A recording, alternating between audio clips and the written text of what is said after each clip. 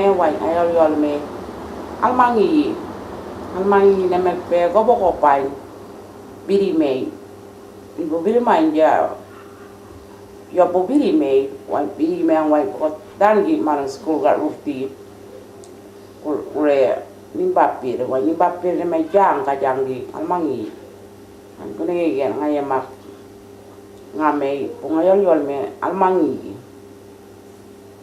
man me pe no almangi kariol me ngat iman bini o karo rock me ngu pelegen ja kon ku plerigen muy karo rock me papo kari man bon betfe ulor tao kabin jortmen balki me wi now papo kari ben mur rayak kon kun rayak yuaro tore kari ben won ja kon mayani kari gar pichi kari mer ngari wen papo kari ben mur rayak kon ulor po beta papo bet manali Babri Balguri me Babri Jortmen again.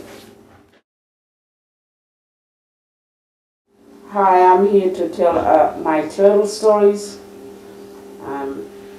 where Bob actually chose to use that story. It's actually, the old people have taken that as part of the school's logo, motto, because it's adjacent across a floodplain. There is a hill actually holds a significant Dreamtime story about turtle, and I chose that turtle. Yes, it's also talks about us being people and how we're going to move into both worlds. Why I chose the turtle, it holds a magnificent story of how the turtle walks. He treads things carefully. As he walks, he looks and listens and waits and make move. So it's one of those, a slow progress, that the turtle moves, a slow progress takes place. It's looking at the turtle shell. If you actually really look at the turtle shell, it's got all these patterns designed on them turtles, and those turtle shells, each segment or each part represent how people used to work in the past, before the white men came, before Balanda came, when just Aboriginal people were amongst themselves, living amongst themselves, and how they organized and worked and lived and together, and how they operated in their own worldview. So stuff like when you look at those pieces, it represents how they used to operate. Okay, the words like on those turtle shells, in a way, represent sharing, using spiritual strength,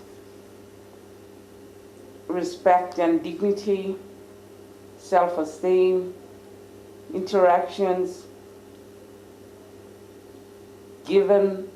Why I put given is because how the ancestral being has given them the culture, the totem, the language, the skin name, kinship. It was just given to them. And it was handed down, and people have taken that on board, and the countries that were given to them, so that they use that to actually identify who they are and where they come from, of their well-being. Just to remind, back in those days where old people, the way they used to look after the kids and bring the kids together, it was a group effort, and everyone looked after the kids, everyone gave education to those kids. They've been part of the child's development worldview, so that one child, for example, when a child grows up, at least that child will remember which stories from which group or clan or person that he received these stories, so that he'll strengthen him wherever he goes, that bring that whole idea of that if he goes wherever, he knows where his place is and what ceremonies and laws that he will hold.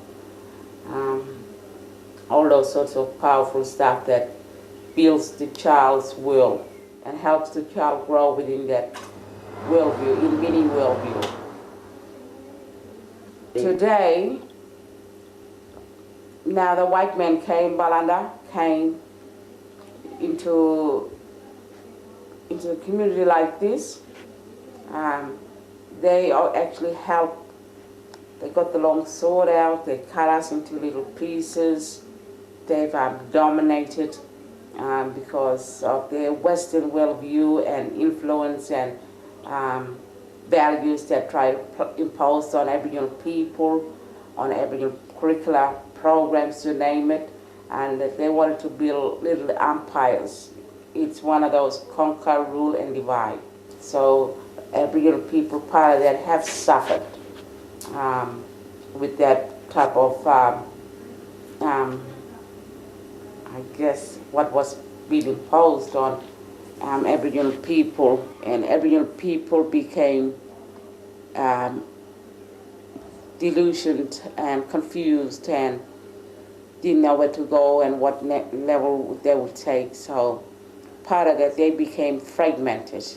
The word Balanda would use it, they all broke it up into little pieces. And that's where we are at the moment today, trying to find out our ways of how we can bring what the new ideas and the old ideas and bring that together, and so we can seek a new ways of keeping what was Aboriginal culture and obtaining the other culture to build us, to strengthen us so that we can move forward. Now the last section that I would like to talk about is we're trying to build a new way of working, new way of managing, new way of doing business, trying to bring both worldviews to build that, to help both groups, people, everyone to try and actually work on it for the future. Particularly trying to make that balancing both worlds to actually help the kids to actually build what is called unknown future, so that they too can learn from our teaching or our, not only teaching, our mistakes, and help them to look forward for the future so they too can keep on working and hoping that it will work for them.